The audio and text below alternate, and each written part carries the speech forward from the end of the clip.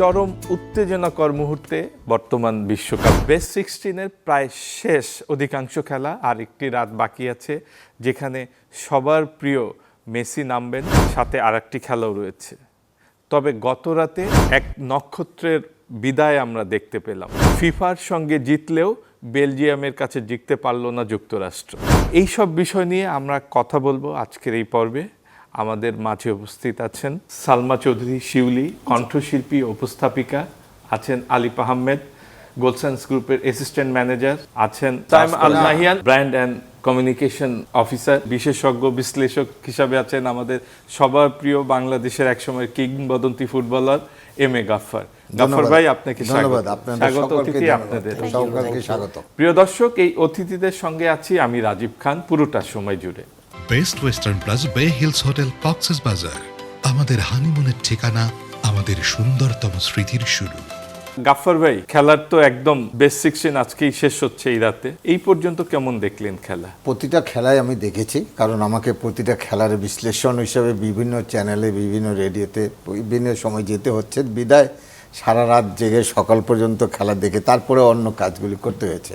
আসলে ওয়ার্ল্ড কাপটা প্রতি 4 বছর পর পর হয়। সব পৃথিবীর বলে না গ্রেটেস্ট শো অন আর্থ, আসলে এটা গ্রেটেস্ট শো অন আর্থ। এইটা বিশেষ করে আমরা যারা সারা পৃথিবীকে একটা জায়গায় নিয়ে আসে।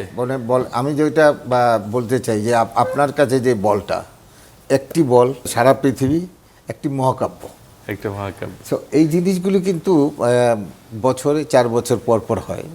ক্রিকেটও হয়, অন্যান্য গেমসও হয়, কিন্তু ফুটবলটা এমন মানুষের অন্তরে গাথা।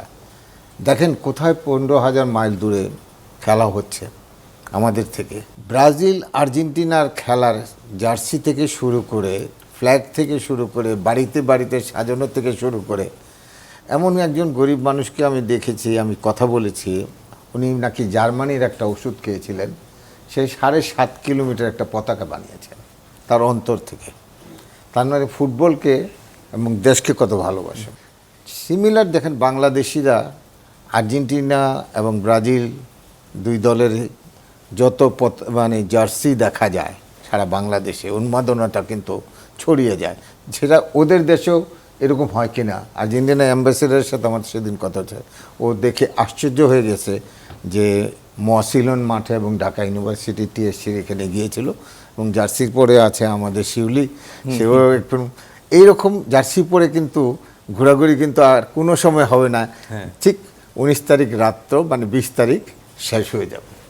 তা খেলায় শুরু থেকেই কিন্তু প্রতিটা দেশই কিন্তু যখন ওয়ার্ল্ড কাপে আসে, প্রতিটা দেশেই কিন্তু তার শক্তিমাত্রা নিয়ে কিন্তু কোয়ালিফাই করেই কিন্তু 48টা দেশে আসছে। এখানে কিন্তু 19-20 আসেন। এখন যদি কথা বলতে হয় তাহলে আমরা কিন্তু সারা পৃথিবীর সবচেয়ে বড় বড় লিগগুলি দেখে থাকি সবাই, ইচ এন্ড এভরিবডি।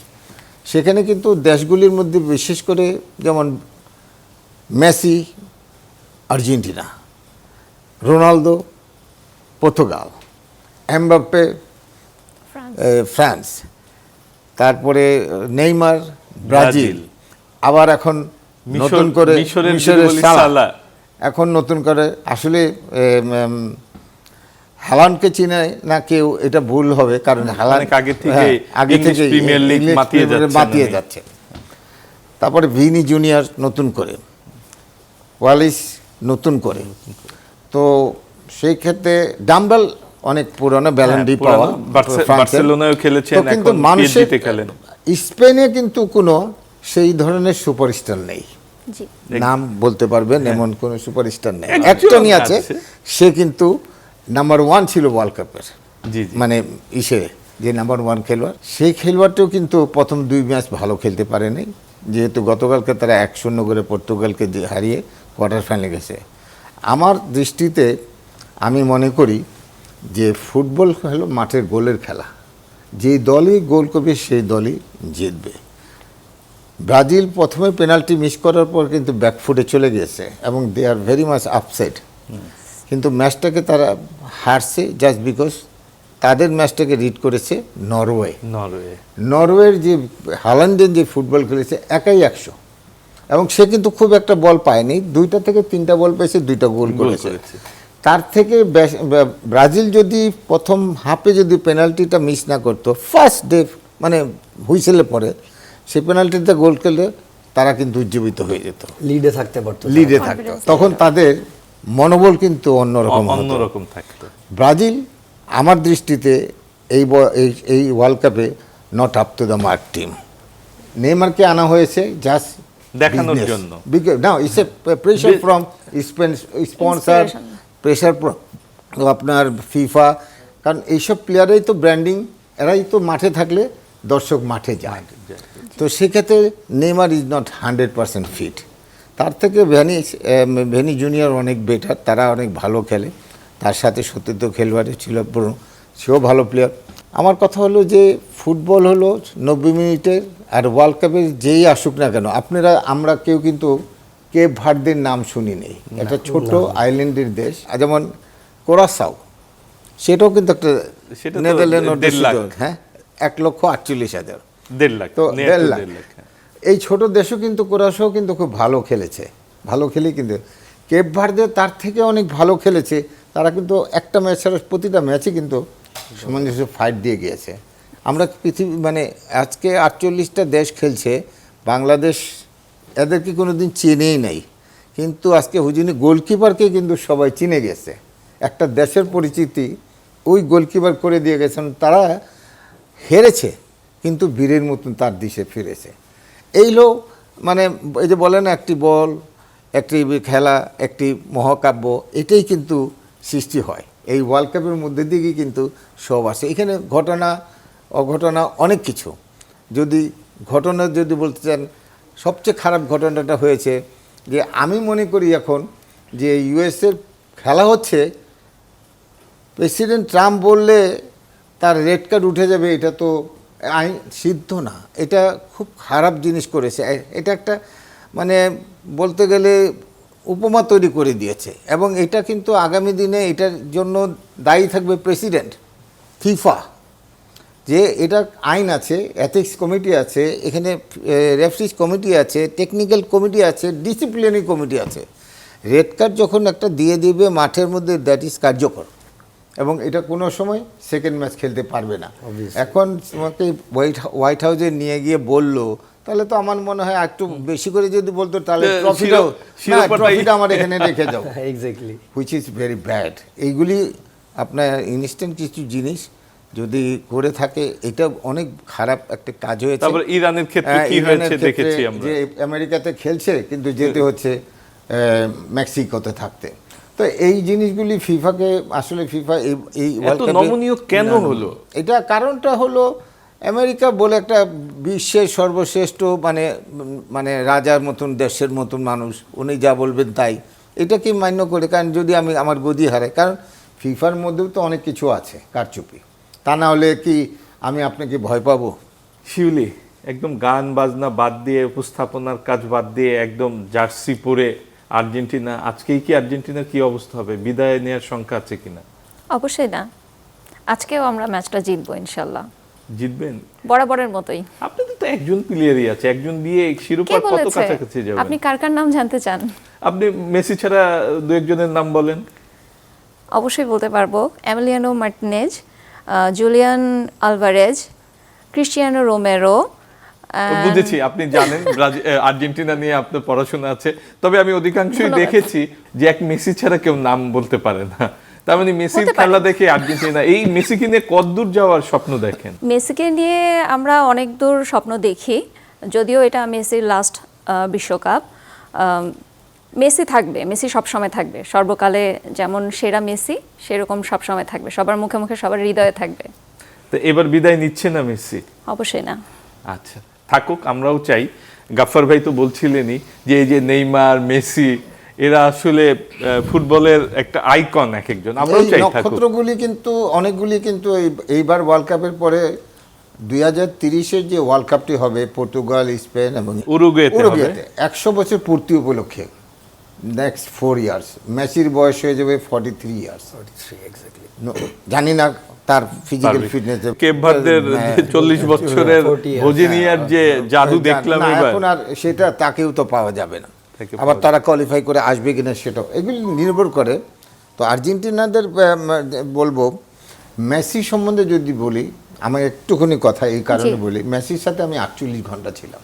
অসম্ভব একটা বিনয়ী মানুষ, ছোটোখাটো মানুষ। হ্যাঁ, এটা বলতে হবে। 2011 সালে আসছিল, এত বড় একটা সুপার স্টার, তার মধ্যে কোনো অহংকার বোধ নেই। অহংকার বোধ নেই। সে ডিসিপ্লিন, প্র্যাকটিসে আগে আসতো, হোটেলের থেকে বেরিয়ে তো বাসে উঠতো, আমি তার সাথে সাথেই থাকতাম। মানে তাকে কোনোদিন কারোর প্রতি কেউ ছবি তুলতে আসছে না করে নেই, হাসি মুখে। হ্যাঁ, রেসপন্স এবং ভালো। মাঠে ফ্যানদের যখন প্রতি। পড়ে যায় সে কিন্তু একটা হাসি দেয়, উঠে দাঁড়ায়। এটা হলো কিন্তু মেসির সবচেয়ে বড় জনগণের ভিতরে, মানে পৃথিবীর মানুষের কাছে অন্তরে গেঁথে গেছে মেসি সর্বশ্রেষ্ঠ আপনার সাথে। জি যে কথাটা বলছিলাম এই ধরে বলছে, পরে আপনারা বলবেন। জি মেসির সাথে যে খেলাটি মেসিকে নিয়ে আমরা দেখছি এখন, আসলে এখানে মেসির সতীর্থ খেলোয়াড়ের মধ্যে যেমন বিগত দিনে 2022 সালে দেখছি Di Maria is a very good attacking in the left side, অসম্ভব ভালো, আমার মানে খুব ভালো এটা লাগছে তার খেলা। মেসির সাপোর্টিং প্লেয়ার যে মার্টিনিজের কথা বলেছেন, জি। মার্টিনিজের ফিজিক্যালি হি ইজ ভেরি মানে ফিটেস্ট এবং আছে। মেসিকে বল দেওয়ার মতন কিন্তু ওই ধরনের মিডফিল্ড, ওই ধরনের কিছু না। মেসি একাই 1-2 করে ঢুকে যায়, ভেরি মাচ। কিন্তু এটার উপরে কি আমরা নির্ভর করে কি আগাতে পারবো কিনা, এটাও কিন্তু একটা প্রশ্ন থেকে যায়। একদম আমাদের একমত। টিমে রাইজিং স্টার আসছে ভবিষ্যতে। কিন্তু আলভারেজ আমি অত মানে মনে করি না। যেমন দিভালা ছিল তখন কিন্তু একটা চিন্তা ভাবনা করলাম, দিভালা ছিল তো বা তাদের ডি এখন মারিয়ার কথা যে বললেন, ডি মারিয়া অসম্ভব। অসম্ভব একটা তাদের ক্ষিপ্রগতি বোঝাপড়াটাও wing খুব ভালো ছিল। এবং বোঝাপড়াটা। তাদের বন্ডিংটা অনেক ভালো এখন আর্জেন্টাইন প্লেয়ারদের আপনাকে মধ্যে। ডিজার্টেড করার জন্য না, ম্যাচ যখনই হবে, Salah one of the best player in the world, এবং সে দীর্ঘদিন খেলছে লিভারপুলে সো খেলছেন। এই প্লেয়ারেরও কিন্তু অনেক কারিশমাতি আছে, অবভিয়াসলি। সেখানে ওদের টিম ওয়ার্কও খুব ভালো আছে, ছেড়ে দিবে না। জি ফ্রম দ্য বিগিনিং যদি মাঠটাকে তারা দখলে নিতে পারে যে আমাদের করে, দেন ফুটবল বলছি না, গোলের খেলা, গোলের গোল খেলা। করতে হবে, খেলতে হবে, জিততে হবে। This is knock out, no time, সময় অপচয় করা যাবে না। আলিফ আহমেদ, আপনার কাছে আসবো, আপনার কথা শুনবো। তার আগে আমরা প্রিয় দর্শক, আমাদের আজকের ম্যাচের যে কুইজ কম্পিটিশন গোলসেন্স গ্রুপের সৌজন্যে, আমরা সেটি বলে আসি। আর্জেন্টিনা এবং মিশর, এই খেলার ফলাফল কি হবে? প্রিয় দর্শক, আপনারা অংশ নেন। আর গত ম্যাচে অর্থাৎ পর্তুগাল এবং স্পেন, ডাইহার্ট একটি ম্যাচ ছিল। অফকোর্স আমি যেটি শুরুতেই বলছিলাম যে আমাদের খুব প্রিয় রোনাল্ডো নক্ষত্রর আপাতত বিদায়, বিশ্বকাপ থেকে আন্তর্জাতিক মঞ্চে তাকে আর দেখতে পাবো কিনা জানি না, তবে তার জন্য শুভকামনা রইল। যেহেতু হেরে গেল, এবং স্পেন অন্যতম ফেভারিট একটি দল, স্পেন জিতলো। এই কম্পিটিশনে যারা অংশ নিয়ে বিজয়ী হয়েছেন তাদের নাম বলছি। প্রথম হয়েছেন জাকির হোসেন, উনি চাকরি করেন, সৌদি আরবে থাকেন। দ্বিতীয় হয়েছেন কাজী সিফাত, উনি পেশায় ব্যবসায়ী, বাংলাদেশেই থাকেন। আর তারেক মজুমদার হয়েছেন তৃতীয়, উনিও ব্যবসা করেন, বাংলাদেশেই থাকেন। যারা প্রিয় দর্শক বিজয়ী হয়েছেন তাদের কিছু অনুভূতির কথা আমরা একটু দেখে আসি। আমি ধন্যবাদ জানাই গোলসেন গ্রুপ এবং চ্যানেল 24-কে যে এত সুন্দর একটি আপনারা আয়োজন করেছেন। এই বিশ্বকাপ ম্যাচের আয়োজন করে দেশ ও বিদেশ থেকে আসলে সকলেই অংশগ্রহণ করতে পেরেছেন। তো আমি আসলে এই অগ্রযাত্রা আসলে শুভকামনা করি আপনাদের জন্য। গোল্ডসেন্স হোটেলস অ্যান্ড রিসর্টস থেকে হোটেল মালিকানা নিলে যেসব সুবিধা পাবেন: সাফ কবলার রেজিস্ট্রেশন সহ মালিকানা, লাইফ টাইম প্রফিট এবং হালাল ইনকাম স্ট্রিমের নিশ্চয়তা। এই যে যারা বিজয়ী হচ্ছেন, প্রতিনিয়ত আপনারা তাদেরকে গোলসেন্স গ্রুপের পক্ষ থেকে পুরস্কার দিচ্ছেন, এবং আপনাদের একটা দীর্ঘ পরিকল্পনাও রয়েছে, রোড টু চ্যাম্পিয়ন। সেই বিষয়গুলো যদি জানান, যদিও বা প্রতিদিনই জানানো হয়, দর্শকরাও জানেন, তারপর আবার নতুন করে জানতে চাই। আচ্ছা, আমি যদি গোলসেন্স গ্রুপকে ডিসক্রাইব করতে যাই, তাহলে আমরা প্রবাসী বিশ্বকাপ উপলক্ষে, গোলসেন্স প্রবাসী বিশ্বকাপ উপলক্ষে খুব সুন্দর 3টি পুরস্কার আমরা রেখেছি। যেখানে হচ্ছে প্রথম পুরস্কার হিসাবে থাকছে আমাদের ইন্টারন্যাশনাল আমেরিকান চেইনের hotel Best Western Plus Bay Hills, যেটা হিমছড়িতে অবস্থিত। সেখানে 2 রাত 3 দিনের থাকার সুযোগ প্রথম পুরস্কার হিসাবে। এবং দ্বিতীয় পুরস্কার হিসাবে থাকছে আমাদের যার ফেভারিট টিমের জার্সি। এবং তৃতীয় পুরস্কার হিসাবে থাকছে গোলসেন্স গ্রুপের একটা আকর্ষণীয় গিফট হ্যাম্পার।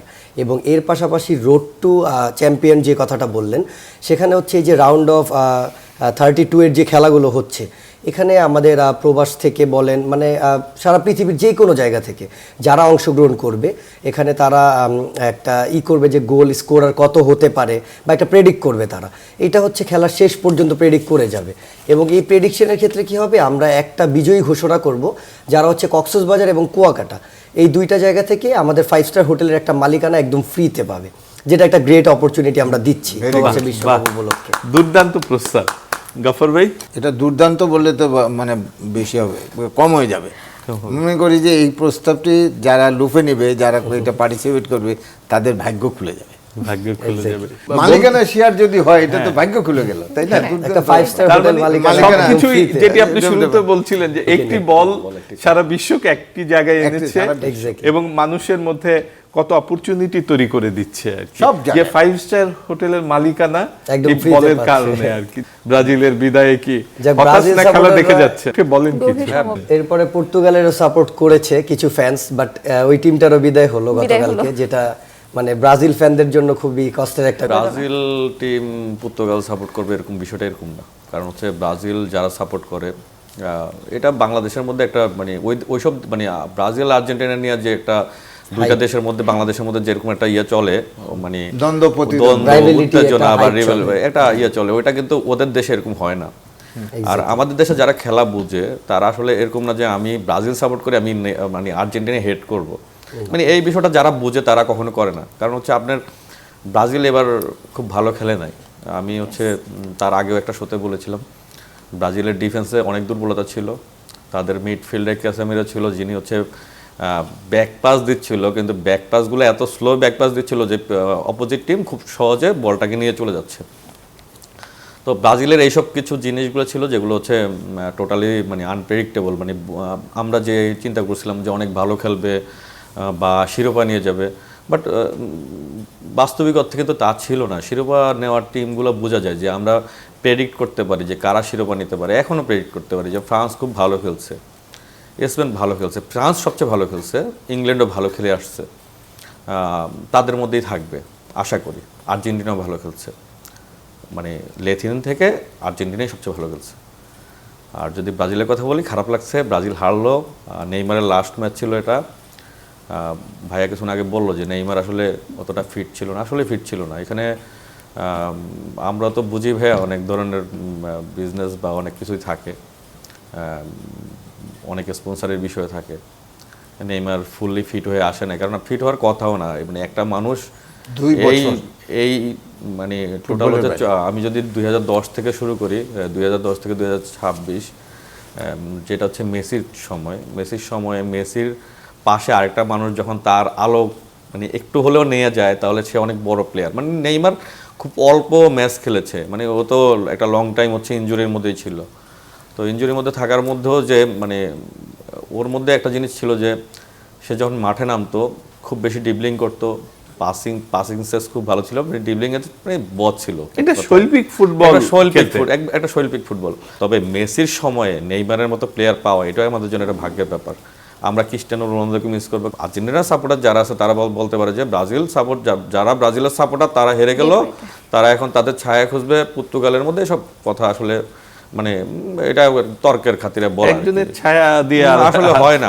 ব্রাজিলে যে আমি ব্রাজিল যদি সাপোর্ট করি আমি ব্রাজিল করব, মানে যেটাই মানে আমি না, ইন্ডিভিজুয়াল যে কোনো পার্সনই না। এমনিও তো সারা পৃথিবীতে রোনালদোর পার্সোনাল অনেক সমর্থন আছে। আমি একটা জিনিস আমার জায়গা থেকে বলি ভাই, আমি হচ্ছে বাংলাদেশের আরেকটা ইয়ে আছে, যেমন হচ্ছে বার্সা আর হচ্ছে রিয়াল মাদ্রিদ একটা মানে খুব বেশি একটা ইয়ে হয়। তবে যারা ভালো খেলে মানে রিয়াল মাদ্রিদ তো মানে খুবই ভালো টিম, মানে আর বার্সাও ভালো টিম, বিশ্বের এক নম্বর টিম বলা হয়। হ্যাঁ, ওয়ার্ল্ডের সবচেয়ে ভালো ভালো প্লেয়ারগুলোকে দুইটা দেশ নিয়ে টেনে নিয়ে চলে আসে এবং সবার স্বপ্নই থাকে রিয়াল মাদ্রিদে খেলবে। রিয়াল মাদ্রিদ এই দুইটা টিম। ইভেন আমাদের ব্রাজিলের যিনি কোচ ছিলেন আনচেলত্তি, উনি সবচেয়ে পেইড কোচ এবং সবচেয়ে ভালো কোচ। উনি রিয়াল মাদ্রিদে কি করতেন, ফার্স্ট হাফে হয়তো একটা গোল খেয়ে যেতেন, বা আমরা অনেক দেখেছি ফার্স্ট হাফে 2টা গোলও খেয়েছেন, পরবর্তীতে সেটা আবার মানে ওভারকাম করে সেখান থেকে হচ্ছে ম্যাচ জিতে গেছে। মানে উনি তো মাত্র 1 বছর হলো ব্রাজিল টিমের সাথে আসলো। আর সবাইকে তো একসঙ্গে পাননি, কারণ সবাই সবাই প্রফেশনাল ক্লাবে ফুটবলার, ক্লাবে চলে বিশ্বের যান। বিভিন্ন দেশে বিভিন্ন ক্লাবে খেলছেন, একসঙ্গে পাওয়ার বিষয়টা। আরেকটা জিনিস বলে রাখি আপনাদের, ব্রাজিল কিন্তু খেলোয়াড় সৃষ্টি করে এবং সারা পৃথিবী দে আর দ্য বিগ বিজনেস কিন্তু, এবং ব্রাজিল প্লেয়ার বেচে এবং সেই খেলোয়াড়গুলি কিন্তু সারা পৃথিবীর বিভিন্ন দেশে বিভিন্ন লিগে খেলে থাকে এবং তাদেরকে একত্রিত করে আইনে টিম গুছানো এটা অনেক tough। টিম ওয়ার্ক করা, কারণ ফুটবল তো 11 জনের খেলা। ভাইয়া এই যে কিছুক্ষণ আগে আর্জেন্টিনার কথা বলছিলেন ভাইয়া, যে আর্জেন্টিনা টিমে হচ্ছে মেসি ছাড়া আসলে তেমন কেউ না, আসলে এটা আমার কাছে মনে হয় না, আমি একমত না, কারণ এক মেসি দিয়ে তো ওরা এই পর্যন্ত আসতে পারে না বা না, পুরোপুরি টোটাল যাইতে পারে টিম না। আগে টিম ওয়ার্ক থাকে, যেমন হচ্ছে teamwork ওদের থাকে, but- টিমের ডিপ ওয়ালের মতো একটা প্লেয়ার, ডিপলের মধ্যে একটা প্লেয়ার আছে, যিনি হচ্ছে পুরা সেন্টার ব্যাক থেকে শুরু করে পুরা মানে মেসিকে সাপোর্ট দেওয়ার মতো উনি আছে, আলভারেজ আছে, ওনারা ভালো সাপোর্ট দিচ্ছে। তবে মানে এই সময়ে মেসি যেটা খেলা দেখাচ্ছে তাতে মনে হচ্ছে ভাইয়া 2030 সালে যদি মেসি খেলে আমরা অবাক হব না। অবাক হব না, ইউ রাইট, কি আমি যেটি- আপনার সাথে একমত। যেটি সিমিও বলছিলেন যে মেসি 43 বিদায় না, মেসি থাকবে না, আসলে সবাই কি বেশি করে ইন্ডিকেট করছে মেসির বয়সটাকে, কিন্তু আমি বলবো বুড়া মেসি সেরা, বুড়া মেসি বুড়া মেসি সেরা। পুরান চাললে ভাতে পারে। হ্যাঁ না, Exactly. একটা ফুটবলের একটা বয়স আছে। হ্যাঁ একমাত্র আমার কাছে মনে হয় রজার মিলারের নাম শুনেছেন, হ্যাঁ, ক্যামেরুনের ক্যামেরুনের আমরা খেলাও দেখেছি highest মানে বয়স নিয়ে কিন্তু ওয়ার্ল্ড কাপ খেলেছিল, এবং গোলও গোলও দিয়েছেন। দিয়েছিল, আবার ওই ফ্ল্যাগ ধরে খুব নাচতো, নাচতো। হি ওয়াজ এ ভেরি ফিট। তবে সামনের মেসিদের আমাদের তো বলি না আমরা হারাধনের 7 সন্তান বা 8 সন্তান, মানে আমরা এবার ওয়ার্ল্ড কাপে যাদেরকে হারাচ্ছি আর কি, মানে মেসি ধরে নিলাম, মেসি, নেইমার, ক্রিস্টিয়ানো রোনালদো, কালকে মেক্সিকোর গোলকিপার উনিও চলে, মানে তারপর লুকা মদ্রিচ গেল। লুকা মাদ্রিদ লুকা মাদ্রিদ চলে গেল।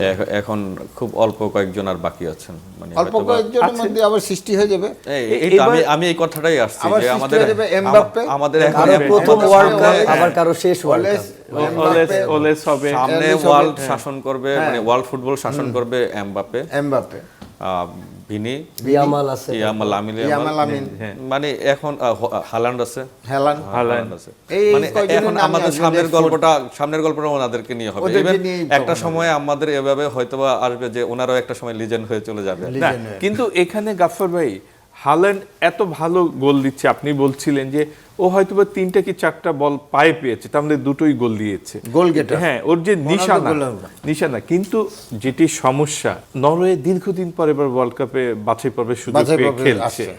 মানে পুরো দলকে বাছাই পর্বে কম্পিটিশন করে চূড়ান্ত পর্বে আসা, এটা তো একটু ওর দুর্ভাগাই বলতে হবে হাল্যান্ডের জন্য, যে নরওয়ে প্রতি বিশ্বকাপে চান্স পাচ্ছে না, না, কিন্তু নরওয়ে- এমবাপ্পেরা আমি বা আসলে লামিন ইয়ামিন এরা আমি কিন্তু আপনাকে বলি, নরওয়ে হয়তো হ্যালান্ড পরিচিত হয়েছে ম্যান সিটিতে খেলার পর। খেলার কারণে নরওয়ে কিন্তু ইউরোপের যে দলগুলি আছে তাদের তুলনায় কিন্তু সেরকম শক্তিমান দল না, হয়তো একজন খেলোয়াড়ের কারণে।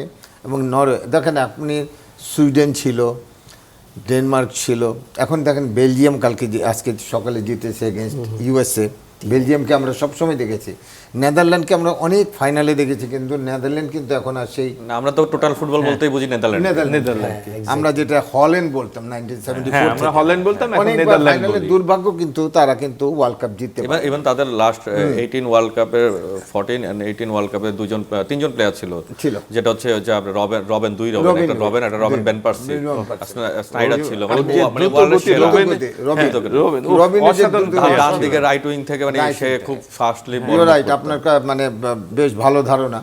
এই যে খেলাগুলি হয়েছে হল্যান্ড, এখন যখন ইউরোপীয় যখন এটা হয়, বাছাইকৃত খেলা হয়, তখন হয়তো নরওয়ে আসতে পারেনি, কিন্তু দেখেন যখন হ্যালান্ড এই টিমে আসলো, তারা কিন্তু অলরেডি কোয়ালিফাই করে ইভেন একটা প্লেয়ার কিন্তু অনেক কিছু। হাল্যান্ডের একটা মুভমেন্ট আছে, যে মুভমেন্ট হচ্ছে মানে উনি ম্যান সিটিতে খেলা পর্যায়ে ওনার একটা লম্বা থাকার কারণ হচ্ছে হেডিং একটা পাওয়ার আছে, ফিজিক্যাল ক্রস শটগুলো উনি হেড দেয়। আরেকটা জিনিস হচ্ছে উনি খুব দ্রুত, মানে ব্রাজিলের সাথে লাস্ট ম্যাচে উনি কিন্তু খুব নরমাল ছিল, মানে অনেকটা বলি না চিল মোড়ে থাকা, মানে চিল মানে সেকেন্ড গোলটা দেওয়ার পর তার উদযাপনের ভঙ্গিটা দেখেছি একবার নরমাল। মানে চুপচাপ, মানে সাইলেন্ট একটা ইভেন 90 মিনিটস ওনার ভাইয়া যেটা বলছিল যে ব্রাজিল খেলেছে আর হচ্ছে ওনারা হচ্ছে রিড করেছে, ভাইয়ের কথা এক্স্যাক্টলি সেম কথা, ওনারা রিড করেছে ব্রাজিল কিভাবে খেলছে। ব্রাজিল যতটা চাপ দিয়েছে অতটা চাপ কিন্তু নরওয়ে নেয়নি। আর হল্যান্ডের ব্যাপারটা হচ্ছে উনি ফার্স্ট হাফে একবার বল পেয়েছেন, একবার বল পাস করে দিয়েছেন, কিন্তু সেকেন্ড হাফে উনি লাস্ট টাইমে যখন প্রথম গোলটা হলো ওই গোলে জাস্ট হচ্ছে ওনাকে মার করা হয়েছে, আর ওনাকে কে মার করছে, যিনি মার করছে উনি ওনার এখানে কাদের কাছে উনি বল পেয়েছে, ওনার হেডিং পাওয়ার অনেক বেশি স্ট্রং। উনি সেকেন্ড গোলটা হয়েছে যখন ওনার পায়ে বল ছিল, তখন ব্রাজিলের যিনি ছিলেন সামনে ড্যানিলো, উনি তাকে কোনো চার্জই করে নাই। আমরা যখন ডিএর বাইরে উনি দেরিও করেন নাই, জাস্ট বলটা রিসিভ করে শট দিয়েছেন। তখন যদি ওনাকে চার্জ করা হইতো, কারণ উনি ডির বাইরে ছিল, আমি তাকে চার্জ করতেই পারি। চার্জ করলে কিন্তু উনি এত সহজে গোলটা দিতে পারতেন না। সময় নিয়ে বল একবার ড্যানিলো যে গোলটা জাপানের সাথে খেলো, পায়ের দুই পায়ের ফাঁকে দিয়ে চলে গেল, সেম ভেরি গুড সেম গোলই খেয়েছে। আচ্ছা শিউলি, আর্জেন্টিনা আউট হয়ে গেল, তখন কার হাতে শিরোপা দেখতে চান? ফ্রান্স। পর্তুগালের রোনাল্ডোর ভক্ত ছিলেন কিনা? আমরা দেখেছি ভক্ত কখনো ছিলাম না, বাট ভালো খেলে এটা জানি, সাপোর্ট করি। ক্রাশ ছিলেন না? না। আমরা দেখেছি এর আগে যত আমাদের অতিথিদের সঙ্গে কথা বলেছি যে আর্জেন্টিনা বা ব্রাজিল এই দুই দলের সাপোর্টাররা দ্বিতীয় কাউকে পছন্দ করলে পর্তুগাল, কেন? রোনাল্ডো। সে রোনাল্ডোর সুযোগও নাই। যাক, ফ্রান্স তো ভালো খেলছে। জি, ভালো খেলছে, এই কারণেই সাপোর্টটা করা। এমবাপ্পের খেলা কেমন লাগে? এমবাপ্পের খেলা ভালো লাগে। গতবারে আমাদের প্রতিপক্ষ ছিল যখন আমরা চ্যাম্পিয়ন হয়েছি, এই কারণেই মানে চাই যে ঠিক আছে, যদি আমরা না পাই তাহলে এটা গতবারে মানে সান্তনা যেন হয় আর কি। আলিফ আহমেদ, আপনি কোন দলের সাপোর্টার? আমি আর্জেন্টিনার সাপোর্টার। আর্জেন্টিনার খেলা ভালো লাগে? উনি কিন্তু আর্জেন্টিনা অনেক প্লেয়ারের নাম জানে, আপনি জানেন তো নাকি? শুধু অবভিয়াসলি, কেন জানবো না? না, আমি যেটি বললাম যে আগে দেখেছি শুধু মেসি। না, আমি একটা কথা ওনাদেরকে সবাই যথার্থে বলি, আসলে আমাদের কিছু কিছু ইতিহাস জানতে হবে। আর্জেন্টিনা নামটা কিন্তু কবে আসছে জানেন? 1978-এ ম্যারাডোনার নেতৃত্বে যখন আর্জেন্টিনা বাতিস্ততা ছিল, ম্যারাডোনা তখন প্রথম চোখ, সেই ম্যারাডোনা কিন্তু আর্জেন্টিনার দেশকে চিনিয়েছে। তার ধারাবাহিকতা করে 86-এ যখন শিরোপাটা এনে দিল, এই মেসি এটাকে পিক করলো। এই আর্জেন্টিনার সাপোর্টার কিন্তু আস্তে আস্তে এইভাবে বাড়তে লাগলো খেলা। ম্যারাডোনা থেকে মেসি, এই যে দীর্ঘ সময়ের যে এইটা কিন্তু বুঝতে দেন এই আর্জেন্টিনার টিমকে যে ম্যারাডোনার গ্যাপটা মেসি পূরণ করে নিয়ে গেছে। হ্যাঁ, ওটা পূরণ করে নিয়ে গেছে। যেটা ব্রাজিলের ক্ষেত্রে বলি, ব্রাজিলের যে একটা স্বপ্নের টিম ছিল, রোবার্টো কার্লোস 2002-তে চ্যাম্পিয়ন হলো ব্রাজিল। রোনালদিনোর স্কিল যদি দেখেন, আমার সৌভাগ্য হয়েছিল ওকে সামনাসামনি দেখার ব্রাজিলে। আমি আর্জেন্টিনা যে 7-আপ বলে ওই খেলাটা আমি মাঠে দেখেছি, ফাইনাল খেলাটি মাঠে দেখেছি। ক্রিস্টিয়ানো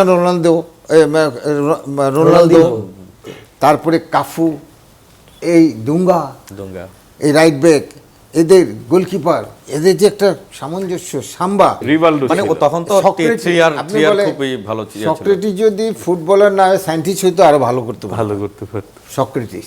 ব্রাজিলের ওই টিমটার গ্যাপটা এখন আর এখানে সেই খেলার না, 2002 এর টিম আর 2026 এর টিমের মধ্যে অনেক টিম ছিল, অনেক ইয়া ছিল। তারপরেও কিন্তু যদি আমরা বিচার করি আর্জেন্টিনা আর ব্রাজিল, তাহলে কিন্তু দেখা যাবে আর্জেন্টিনা থেকে সুপারস্টার ব্রাজিল এখনো বেশি। আমরা এখনো যদি পড়বে কিন্তু প্রত্যেকটা প্লেয়ার হচ্ছে একদম শীর্ষে থাকে ব্রাজিলের। ইভেন এখনো দেখা যায় যে কোনো খেলা হলে লিজেন্ডের সংখ্যা সবচেয়ে বেশি থাকে ব্রাজিলের। এত আমাদের আর্জেন্টিনা কিন্তু লিজেন্ড ছিল না, শুধু যে ম্যারাডোনা, বাতুস্তা, টেভেস, তারপরে এখন মেসি, বা আমরা পরবর্তীতে ডিপল বা হচ্ছে আলভারেজ, ওনারা পরবর্তীতে ডি মারিয়া পর্যন্ত মানুষ চিনে। বাট ব্রাজিলের মধ্যে কিন্তু মানে ওদের আসলে মানে সিলেকশনটা অনেক টাফ হয়ে যায়। আপনি 2002 এ রোনালদো নাজারিও খেলছিলেন, 2006 উনি অনেক ওয়েট গেইন করছিল, তারপরে 2টা গোল দিয়েছিল, ওটা ওনার লাস্ট ওয়ার্ল্ড কাপ, তখন 14টা গোল ছিল। এটা লাস্টে ক্লোজার এসে হচ্ছে আপনার হচ্ছে 16টা করেছে, পরে যেটা মেসি এবার ভাঙলেন। তারপরে যদি বলেন 2006 এর পরে ব্রাজিলের কে ছিল, নেইমারের সময়টার আগে একটা প্লেয়ার ভালো ছিল, সেটা হচ্ছে রবিনহো। কিন্তু রবিনহো বেশি দিন সাস্টেইন করতে পারে না। কাকা খেলছে এর আগে, আবার কাকা ছিল, রোমারিও ছিল one of the best striker যে 2010-এ খেলেছিল। বাট আমরা সামনেও ব্রাজিলের আরো তারকা দেখতে পারি, কারণ মানে যা একটা ওয়ার্ল্ড কাপ দিয়ে তো মানে আপনার আমরা আপনার কাছে আসবো। আমরা আবার একটু দর্শকের কাছে, বিশ্বের বিভিন্ন জায়গা থেকে আমাদের সহকর্মীরা বিশ্বকাপ নিয়ে যে উত্তেজনা উন্মাদনা তার কিছু তথ্যচিত্র পাঠিয়েছেন, সেগুলো একটু দেখে আসি। ফিফা বিশ্বকাপের শেষ 16 ম্যাচে পর্তুগালকে 1-0 গোলে হারিয়ে কোয়ার্টার ফাইনালে নিশ্চিত করেছে স্পেন। ম্যাচ জুড়ে দুই দলের মধ্যে ছিল দারুণ প্রতিদ্বন্দ্বিতা, তবে শেষ মুহূর্তে মিগেল মেরিনোর একমাত্র গোলে জয় নিয়ে মাঠ ছাড়ে স্পেন। এই ফলাফলের পর স্বাভাবিকভাবে পর্তুগাল জোড়ের সমর্থকদের মধ্যে দেখা গেছে হতাশা। ম্যাচ শেষে আমরা কথা বলেছি কয়েকজন পর্তুগাল সমর্থকদের সঙ্গে। চলুন শুনে নেওয়া যাক আজকের ম্যাচ নিয়ে তাদের প্রতিক্রিয়া। Portugal sente-se em luto completamente com este jogo, infelizmente. Jogámos bem, podia ter sido melhor, mas é a vida. E tirem esse espanhol e que venha Jesus, porque assim a gente não vai lá nenhum. Obrigada. তিনি বলেছেন আমরা হতাশ, তবে আমরা ভালো খেলেছি, আরেকটু ভালো হতে পারতো, কিন্তু কিছু করার নেই, এটাই জীবন। যিশু আমাদের সহায় হোক। আজকে আমরা পর্তুগাল সাপোর্ট করি, আমরা হচ্ছে রিয়েলি CR7কে দেখে, রোনালদোকে দেখে আমরা হচ্ছে পর্তুগাল সাপোর্ট করি। আর পর্তুগাল টিমটা হচ্ছে ওয়ার্ল্ড কাপের ভিতর আমরা এবারই মনে করছি যে CR7 একটা আইডল সবার, ওই কিংবদন্তির হাতে একটা ওয়ার্ল্ড কাপের একটা যাবে, আমরা ওইটা প্রত্যাশা করে এসেছি যে স্পেনের সাথে পর্তুগাল ম্যাক্সিমাম আমরা টার্গেট করেছি যে 2 গোলের ব্যবধানে হচ্ছে পর্তুগাল জিতবে, কিন্তু এখন স্যাডলি এটা মেনে নিতে হচ্ছে যে পর্তুগাল হেরে গেছে 1 গোলে, তাও 90 মিনিটের ভিতর গোলটা হয়ে গেছে। তাও অনেক চেষ্টা করছে CR7 team, Portugal team comeback করার জন্য, কিন্তু কামব্যাক করতে পারে না, এটা হচ্ছে ওদের ব্যাড লাক। আর আমরা পর্তুগাল সাপোর্ট করি, আমাদের হচ্ছে কি বলবো, আমাদের অনুভূতি অনেক খারাপ।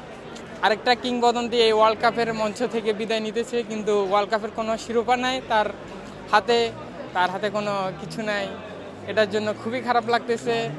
আমরা হচ্ছে CR7 ফ্যান, আমরা CR7 ফ্যানে থাকবো। Ronaldo is best. And for me, it's so sad because I love CR7. My favorite team is Real Madrid. And I'm from Argentina, but I like Portugal about CR7. And outside the world champions in this moment, it's not easy. It's not. I don't know. It's sad for me, because it's the last champion world for him.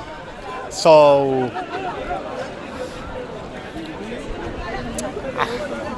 I don't know. It's really sad. আজকে অনেক আশা প্রত্যাশা নিয়ে পর্তুগালের match দেখতে যেতে CR7 fan হিসেবে full support দিয়েছে Portugal টিমকে, বাট ব্যাড ডাক মাই টিম হেরে গেছে। সমস্যা নাই, পরের বিশ্বকাপ দেখা হবে। আর ফিলিংস বোঝানোর মতন, অনেক অনুভূতি অনেক খারাপ। সমর্থকদের সঙ্গে কথা বলে জানা গিয়েছে হতাশা, আক্ষেপ এবং সামনে আরও ভালো করার প্রত্যাশা। তাদের বিশ্বাস এই অভিজ্ঞতা থেকে পর্তুগাল আরও শক্তভাবে ফিরে আসবে। আমি নসরু, চ্যানেল 24, পর্তুগাল। সুপ্রিয় দর্শক, আমি রিয়াজুল ইসলাম কাউসার। আজ আপনাদেরকে নিয়ে এসেছি বিশ্বকাপ ফুটবল নিয়ে যে উত্তেজনা উন্মাদনা প্রবাসীদের, সেই বিষয়ে আপনাদেরকে দেখাতে নিয়ে এসেছি ইতালির মিলানে। দর্শক চলুন আমরা প্রথমেই শুনতে চাই, আমার সাথে দেখছেন যে অনেক দর্শক রয়েছে যারা খেলা দেখছেন ইতালির মিলানে বসে, তাদের সাথে কথা বলবো। প্রথমে আমরা জানতে চাইবো যে আপনি কিভাবে খেলা দেখছেন এবং কোন দল করছেন যদি বলেন। ধন্যবাদ রিয়াজ ভাই। আসলে ফুটবল প্রিয় আমি মনে করি সবাই আমরা, হয়তো কেউ একটা দেশ এবং একটা প্লেয়ারকে কেন্দ্র করে একটা সাপোর্ট করে। আমি মনে করি সব দল খেলবে, সবার প্রতি আমাদের শুভকামনা রাখিল। আমরা জানতে চাইবো আপনার কাছে, আপনি কোন দলের সাপোর্ট? ধন্যবাদ আপনাকে। Easter West, Messi is the best. Maradona, উত্তরসূরি মেসি। আমি ব্রাজিলের সমর্থন না, কিন্তু ব্রাজিলের খেলা পছন্দ করি। তদুপরি আপনি যে একটা সুন্দর একটা ইভেন্ট এখানে আয়োজন করেছেন এই বিশ্বকাপ বিবারের সময়, আপনাকে অন্তরের অন্তঃস্থল থেকে, আর্জেন্টিনার পক্ষ থেকে, মেসির পক্ষ থেকে ধন্যবাদ। অসংখ্য ধন্যবাদ। আমরা দেখতে পাচ্ছি একজন মুরব্বী রয়েছেন, আপনি কোন দলের সমর্থন করেন আর খেলা দেখেন কিনা যদি বলেন। আমি সত্যিকার অর্থে খেলা তেমন একটা বেশি দেখি না, যেটুকু আমি দেখি এই বছর আমাকে বেশি আকৃষ্ট করতেছে মরক্কোর টিমটা।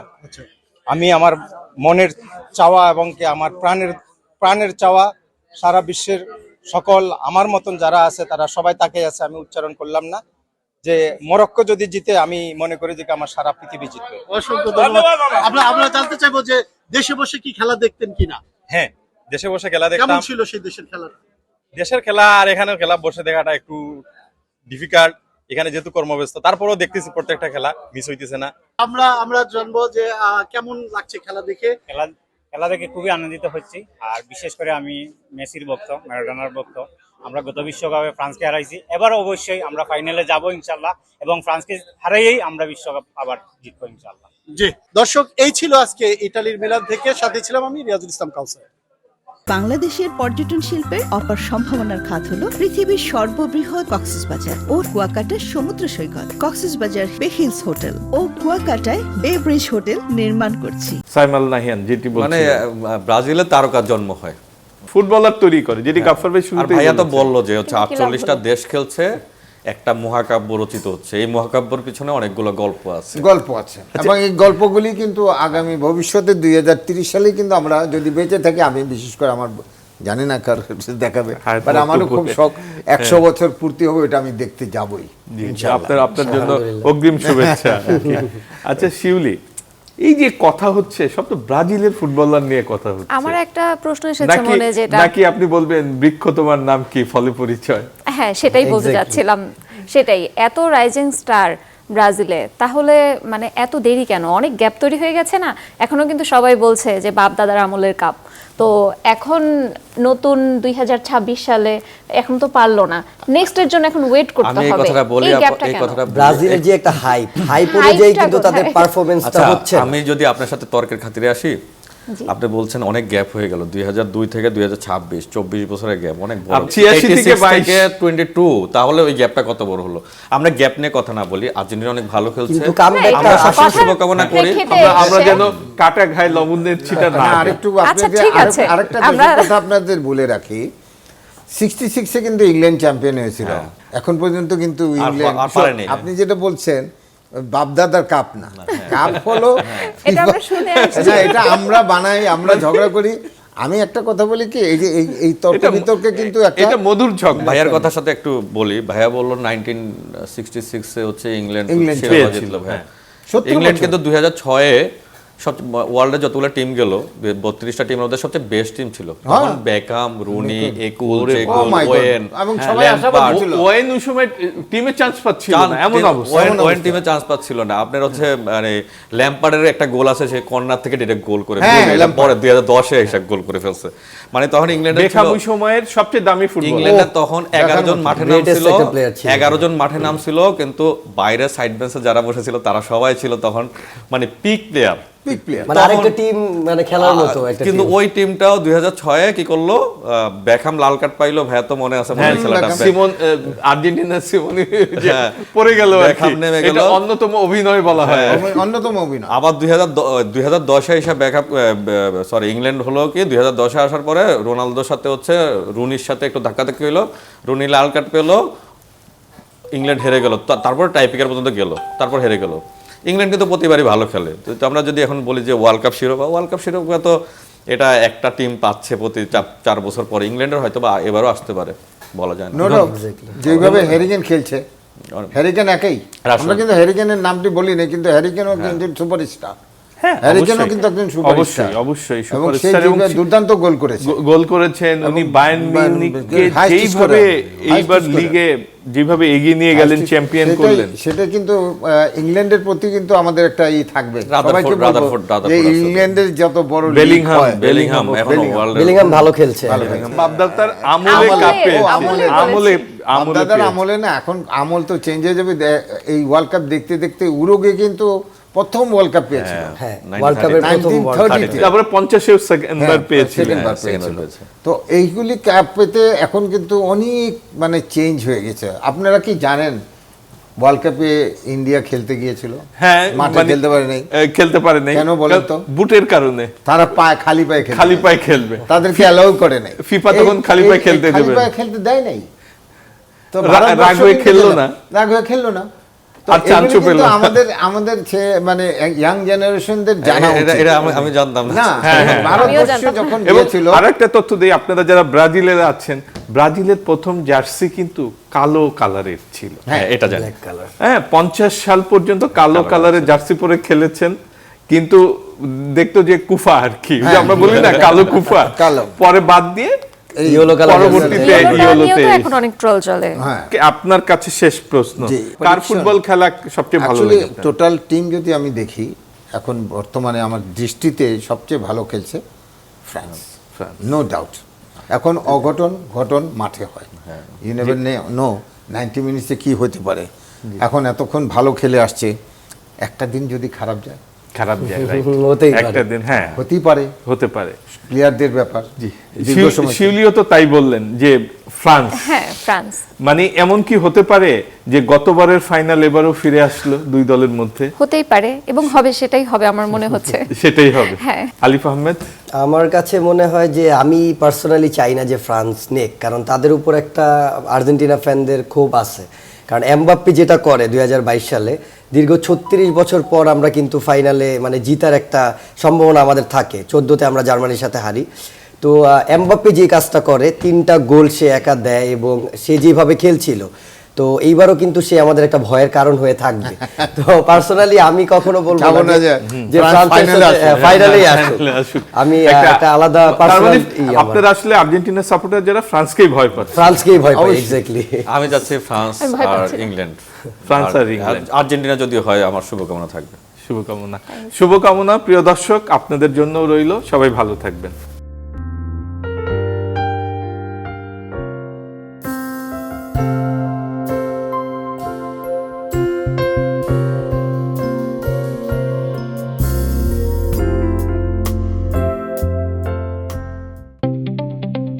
নতুন জীবনের শুরুতে আমরা চেয়েছিলাম এমন কিছু মুহূর্ত যা সারা জীবন মনে থাকবে, যেখানে সমুদ্রের ঢেউ আর পাহাড়ের সবুজ আমাদের স্বাগত জানায়।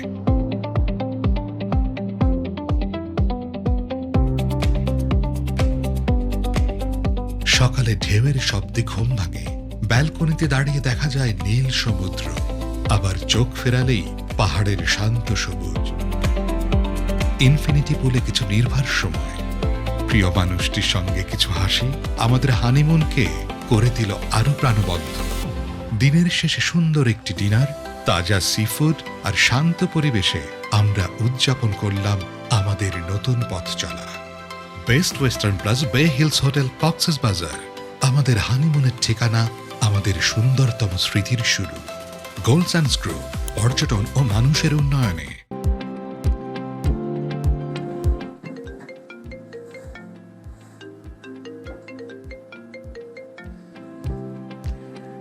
আম্মু, বাবা, অনেকদিন তো বিদেশে পড়ে আছিস, এবার দেশে আয়।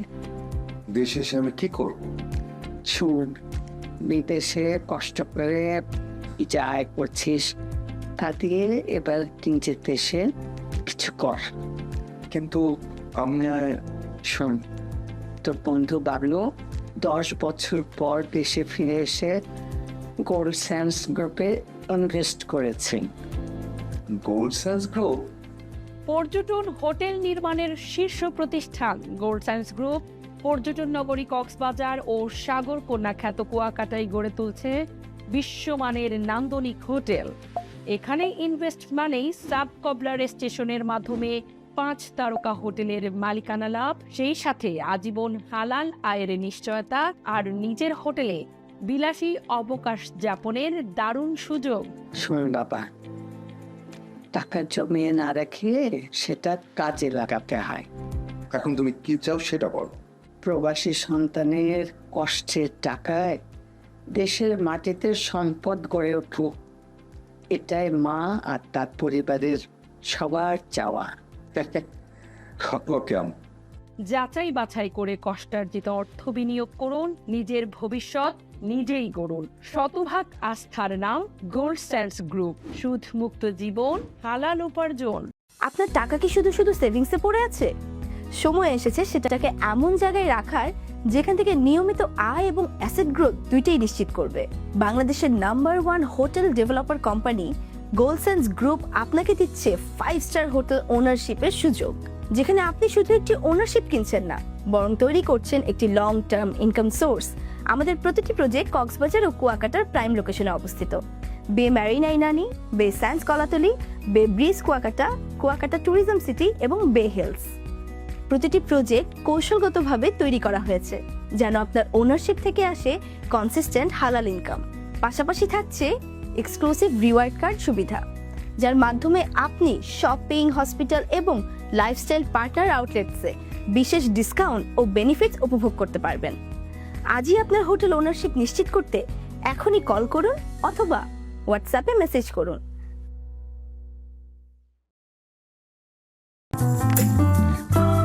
বাংলাদেশের পর্যটন শিল্পের অপার সম্ভাবনার খাত হলো পৃথিবীর সর্ববৃহৎ কক্সবাজার ও কুয়াকাটা সমুদ্র সৈকত। কক্সবাজার বে হিলস হোটেল ও কুয়াকাটায় বে ব্রিজ হোটেল নির্মাণ করছি। আপনার হোটেল ওনারশিপ অথবা সুইট ক্রয় করে হতে পারেন 5 তারকা হোটেলের গর্বিত মালিক। পেতে পারেন আপনার সুরক্ষিত ইনভেস্টমেন্টের সাফ কবলা মালিকানা ও আজীবন হালাল আয়। ইনভেস্ট একবার, রিটার্ন বারবার।